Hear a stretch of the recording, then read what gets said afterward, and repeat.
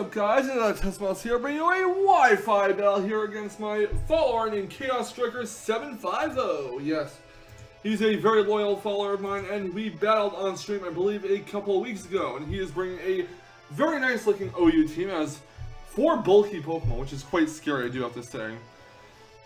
Not something that you want to face, because you have to worry about what Pokemon you take, what Pokemon can wear down and such. But yeah, he is bringing Entei, Clefable, Porygon 2, Gallade, which is his Mega, Skarmory, and Rotom Wash. So the 4 bulky Pokemon he's bringing are Rotom Wash, Skarmory, Porygon 2, and Clefable. Now, I believe Rotom Wash and Skarmory are the physically defensive ones of this team, while Porygon 2 and Clefable are the mixed defensive ones. Maybe Clefable is mainly specially defensive, but it depends on what set he's running. But yeah, I myself am bringing my standard Mega Man team. We all know that this team is getting tiring for you guys, I know, but it's one of my favorite fun teams I built. Mega Man Skarmory, Volcarona, Porygon 2, Landorus, and Azumarill, and somehow I have to push through and triumph in this battle using this team. It's not going to be easy because the only real bulk on this team I have is Porygon 2 and Skarmory, and this set of Skarmory does not have any way to recover HP, so do not run roofs on it, so that's going to be a very troublesome thing. I do have to get rid of that Eviolite from Porygon 2, or wear it down enough while predicting him not to go for a cover so I can finish it off with a finishing blow.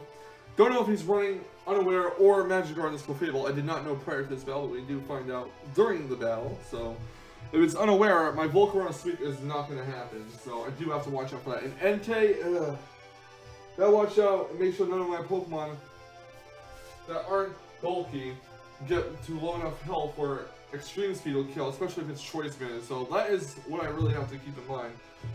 If I do mispronounce or make a mistake about my opponent's username on Twitch, I will, fix or correct myself at the closing thoughts of the battle. But yeah, with that all in mind, let's get right to the battle against chaosstriker750. So here we go. Right.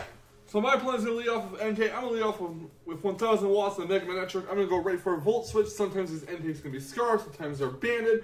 But I'm going to hope and pray that it's not Scarf, so my Manectric does not take any unnecessary damage. And I really didn't have to save switches. So here we go. Mega Evolution right off the bat. Drop that Intimidate. It is going to lower the Entei's attack quite a bit. And I'm going to go right for the Volt Switch. It gets a critical hit, so it does about 75%, maybe 80%, who knows. Gonna go right into my Porygon 2, Intelligence Porygon 2 that is. Drop that pressure, trace the pressure, and it goes to Sacred Fire, and that is going to hit my Porygon 2 with a critical hit as well, so crit for crit.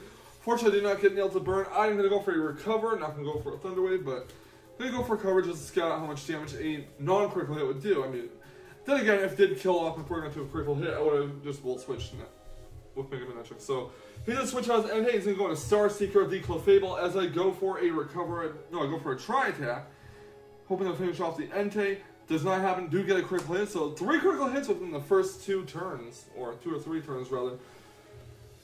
So Porygon 2 is gonna go for the Thunder Wave. Gonna paralyze the Clefable. My strategy here was basically to Paraflinch it with Azumarill. He's gonna go for Cosmic Power, and that is very scary right there. You don't want to mess up with Cosmic Power Clefable, especially when Unaware. So, unfortunately, we did not know if this Clefable has Magic Guard or Unaware yet, because I don't have any entry hazards laid out. Do go to my Azumarill, he's going to get fully paralyzed. Fortunately, did not want to set up another Cosmic Power of that Clefable. I'm going to go for Waterfall, hoping that he'll be gutsy enough to keep it in case, with its +1 in Cosmic Power. But he goes to Rotom Wash instead, and I go for the Waterfall. Again, I was hoping to Paraflinch the Clefable until I knocked out. I score a crit there, so a 4th crit within the first 4 turns of this battle, which is crazy. I'm going to go into Doritos, predicting a Will-O-Wisp. He does go for the Will-O-Wisp, and I'm going to go right for the Giga Drain. Not even going to bother setting up because I do not want to risk a Hydro Pump critical hitting my Volcarona. That would be really horrible. And I do knock out the Rotom, so that is 1 down on his side, not down on my side. Out comes Rubber Ducky, the Porygon, and it does not trace Flame by, so it's either Analytic or, well, it's not download, so it's Analytic. I'm going to switch to my Porygon 2. I'm going to stack him out. Porygon 2 is down to very low health and is burned, so it's not really going to do anything. Not going to tank any hits. So Porygon 2 does go down at my side. I'm going to switch out Lando here, so it's one down each of the sides. I'm going to go for a knockoff, which is a very ballsy move. I had to get rid of that Eviolite. I didn't think I would be able to get it down to a low enough point where he would not feel to go for a cover, so I could finish off a finishing blow. So I just had to go for the knockoff and knock off its Eviolite, which is fine. 2 down on my side, 1 down on his side. Going to go into play nicely Azumarill. He goes to Trideck. He goes first, so Analytic does not kick in. I'm going to go for the superpower, and that will knock out as we're going to without the Eviolite. So that's 2 down on his side, 2 down on my side. Things are well in hand here, hopefully. He goes into his Skarmory. I'm going to switch Azumarill out. It's at -1. It is not going to do diddly squat to Skarmory. I'm going to go into Sapphire, my own Skarmory, and he's going to set up rocks here. I'm going to go right for the Defog and blow away his rocks, because that is my hazard remover of this team. He goes to Whirlwind. Play Nice does switch into Mega Manectric, or his Whirlwind is blow my Manectric in. But nope, Play Nice Azumarill, which will, again will do diddly squat to Skarmory.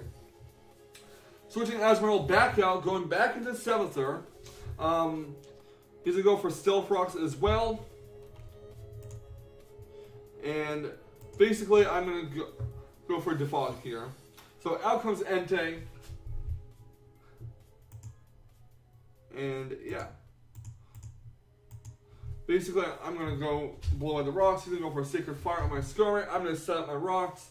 Don't care if he knocks me down on my sturdy. I'm just going to sack it off. And I do have a game plan that will hopefully work. But unfortunately, I had to sack off my Skarmory, which is what I kind of needed for that Gallade. So Skarmory is going to go down. And I don't know how I'm going to do this, guys. Out comes Mega Manectric. Drop that Intimidate. He is not ready to sack off that Entei quite yet. He does go into Star Seeker, the Clefable, which is going to get hit with a Volt Switch here. It does enough for a second attack would pretty much work. I'm going to go right to Doritos, the Volcarona. I'm going to set up a Quiver Dance.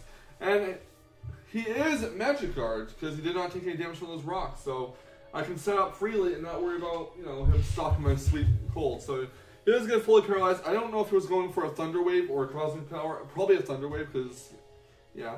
But I'm going to go for the Fire Dance, and that will knock out the Clefable. So I'm like, yes, the Volcarona's dream is here. The sweep is going to come. But out comes Entei, and while I know my Clefable might be able to, my Volcarona might be able to survive an E-Speed from Entei, even banded, with barely any HP. Not this time, because Volcarona's going to get critical hit, and that is unfortunate for me. So out comes my Mega Manectric to drop the Intimidate, get a -1 on it. There's no point in him switching out Entei. It's going to die to rocks next to switching it goes. So I might as well go for as much damage as possible. And yeah, Thunderbolt on Entei. And that knocks it out. The reason why I went for a Thunderbolt, not a Volt Switch, is because I didn't want to be left to switch in Azumarill and have to face off against the Skarmory. So I'm going to go right for the Volt Switch as he sends in his Mega Gallade here, because there'd be no point in sending Skarmory in against the Mega Manectric. He does about 45, or my Mega Manectric's Volt Switch does 45% roughly to the Gallade. I'm going to switch into Azumarill here, hoping it does not predict it. He goes for a Drain Punch instead. Fine by me. Okay. So, while the Mega Gallade does get HP back, I'm going to go for the Aqua Jet just to get as much damage done as possible. I'm going to go for a Psycho Cut. Does not kill off my Azumarill. So I do go for the Aqua Jet again. He's going to switch out, which is a good play on his part. He's going to switch into Skarmory. And it is actually going to feign due to the Rocky Helmet. So, pretty unfortunate for my Azumarill. But now it's all to my Mega Manectric to take out the Gallade with Thunderbolt. I'm going to go for a Thunderbolt here with Mega Manectric because there's really no reason not to. And Skarmory is down.